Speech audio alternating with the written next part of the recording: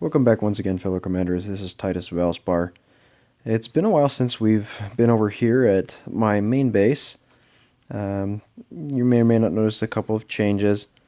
I'm not going to go too much into those details. A couple of things that I will bring up really quickly is the fact that I have reached HQ 16, which more than anything that I'm particularly happy about has given me my 8th and final tarmac, which I'm currently upgrading to level 7 to allow it to hold 15 troops.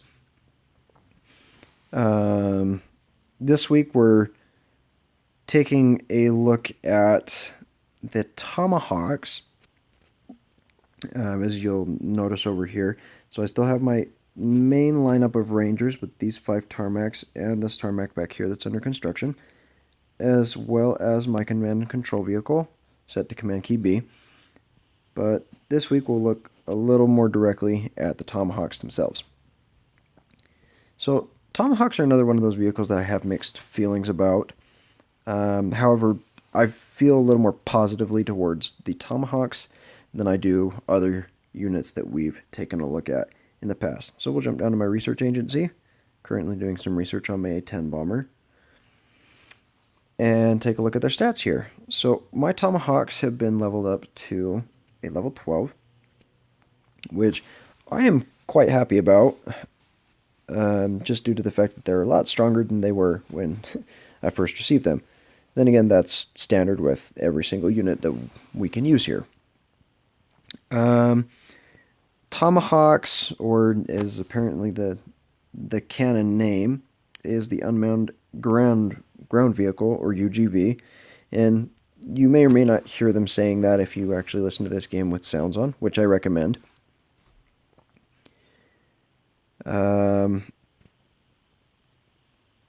Taking a look at some of their other stats here, they do deal some pretty substantial and widespread damage. 162, which is a lot higher than in comparison to other troops that we can bring into battle. Another thing that I will point out is they don't take up as much space as some of the other units on the tarmacs, meaning that I can bring in, or we can bring in, with a tarmac level 7 or higher, we can bring in 5 Tomahawks per tarmac. Now, what they have in firepower, they kind of compensates for what they have hit point wise. So they don't take damage very well. Granted, they are stronger than individual Rangers, which at my level 15 have just under 100 hit points per unit. But still, in comparison to other vehicles, such as my command and control vehicle, which has 3,100 hit points, they definitely don't take beatings very nicely. Also, because of their high damage output, they are quite expensive to train. Regardless, I've found that they are most effective in one of two different circumstances. One, when mixed with the Rangers, as long as the Rangers provide a nice little front, they will sit back behind, just kind of bring on an ongoing bombardment of all the targets in the area. The other area where I've seen them be quite effective is defensively in alliance warfare, especially if the units that are being encountered, or units that are attacking your base, are mainly ground units and mainly comprised of Rangers. With the high damage that these are able to deal, they can take out large numbers of Rangers very, very quickly on the defensive side of alliance warfare. So we'll go ahead and jump back into my battle log for today's matchup. And we're going to take a look at this commander right here. Again, not sure how to say his name. It looks like he's from a commander from Japanese, or from a commander from Japan or of Japanese descent. Um, Regardless, we all kind of go around in this at this stage and hit each other. Now, something with the new update that I'm not a huge fan of is you can play ping pong back and forth as far as attacks and defenses. I'm not entirely keen on that, but you know it does give me a very good excuse to kind of reclaim some of what I lost in the attack. He doesn't have a very high metal counting in comparison to what I have. Well, it's not like I'm that much better.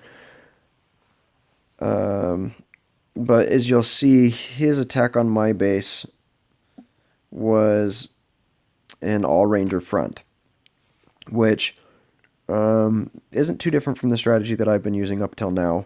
But we'll see how my ranger command and control vehicle and now Tomahawk matchup fares in a retaliation against his base. So let's take a look at what he has to offer.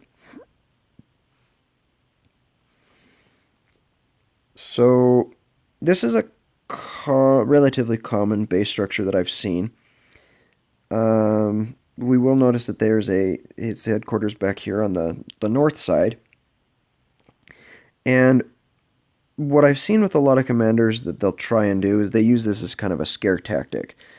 Or they get you to think that since their base is on one side of the map, it would be an easy win to swoop in and kind of take them out very quickly. However, we will notice that here along his walls, he has several landmines, including 2 EMP mines, there and there, to kind of take out any type of machinery.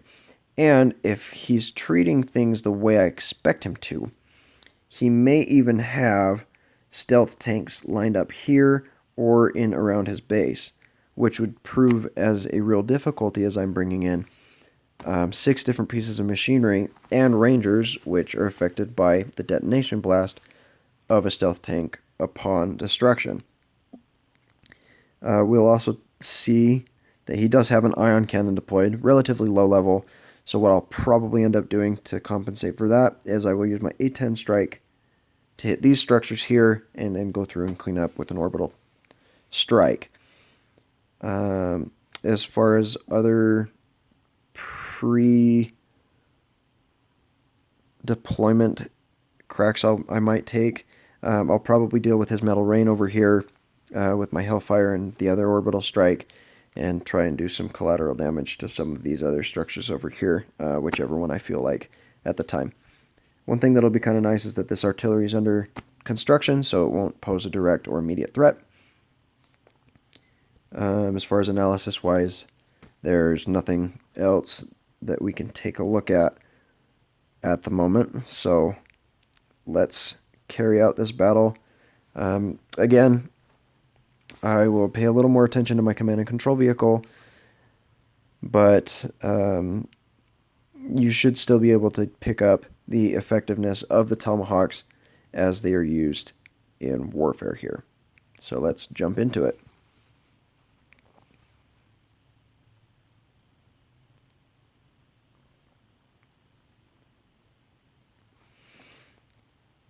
So I'll actually start off with the A10 strike here.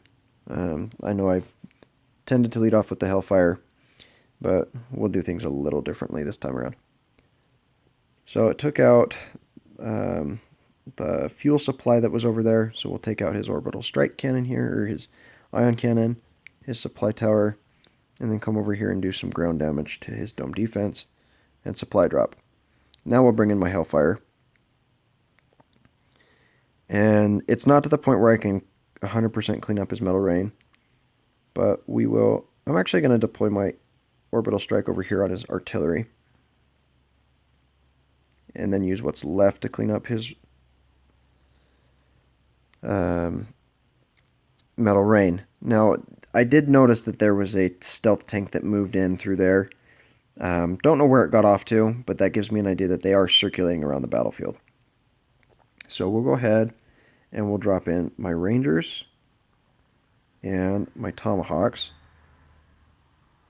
and my command and control vehicle at this point. So, like we kind of talked about, the command and control vehicle, ooh, that's not good. The command and control vehicle, or the Tomahawks, will serve their purpose quite well as long as there's a nice little defensive wall that they have to rely on. They'll just kind of sit behind and do some basic bombardment of the defensive structures. So luckily for me, um, his I lost my command and control vehicle there. That's not good. But his stealth tanks weren't sitting up there at the top. I probably would have been okay to start off my initial attack up there, but it wasn't the route that I decided to take. So my Rangers are kind of spreading out at this point. We'll drop down a speed boost over here.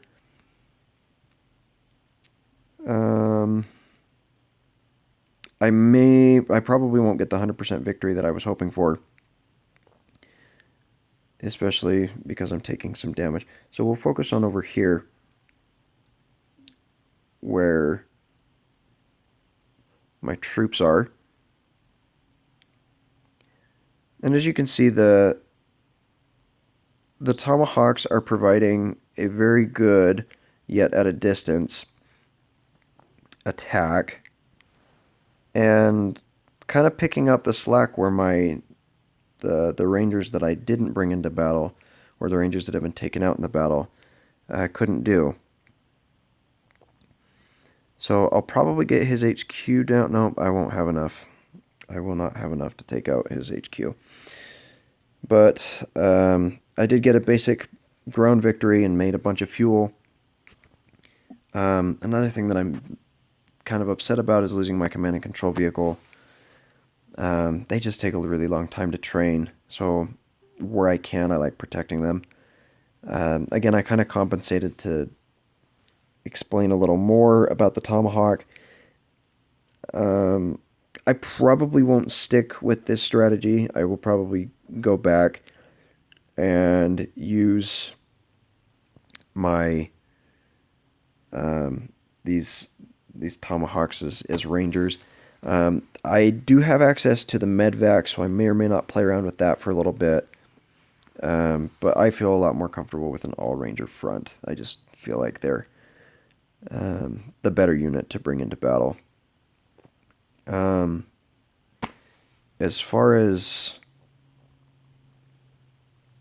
other tips go, the Tomahawks, they're not bad units. So if you feel so inclined to utilize them, please do.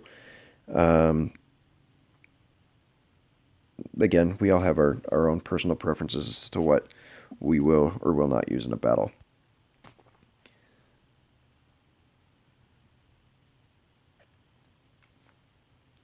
So those are kind of my overall thoughts of the Tomahawks.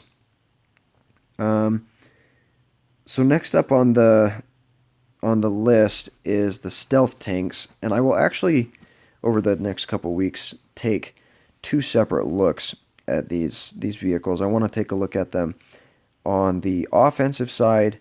I also want to take a look at them defensively. They're quite a versatile vehicle and handle very distinctly on different sides of the battlefield. So that's what you'll have to look forward to next week and the week after, for that matter of fact.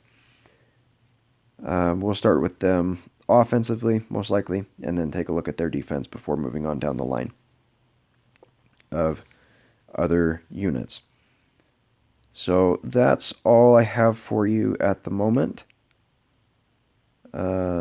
Just be sure to tune in. If you have comments or concerns, things you'd like to see, questions you may have, feel free to shoot them down in the comments. I haven't been getting too many up until this point, but